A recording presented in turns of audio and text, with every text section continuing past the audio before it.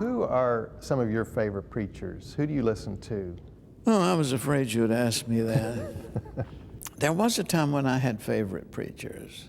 Yes, because I had opportunity to, I was teaching, I would go hear great preachers, and there have been a lot of great preachers, but most of my favorite preachers, I'm sorry to say, are dead. Joseph Sittler of Chicago, unbelievably strong preacher. William Sloane Coffin.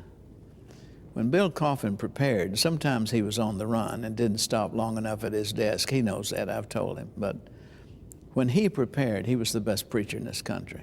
The mixing of a simple evangelical message of God's love with let's get out there and get it done.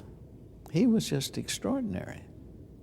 The preachers that I have read through the years are ancient, before my lifetime.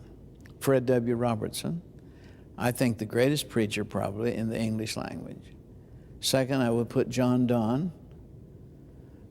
Tedious, long sermons, but just read them. It is unbelievable.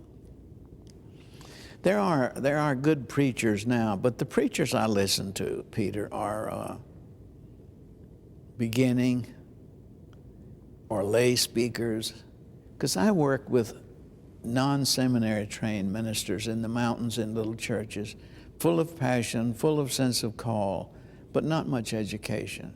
Now, I run into a lot of theology that doesn't satisfy me, but there you have just raw passion that God has called me to say this to you people, if I can work with him. But sometimes I listen to a sermon that has all kinds of things wrong with it, and I'm deeply moved.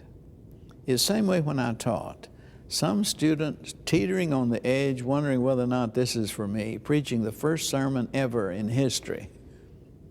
Whew. Sometimes they were really, really good.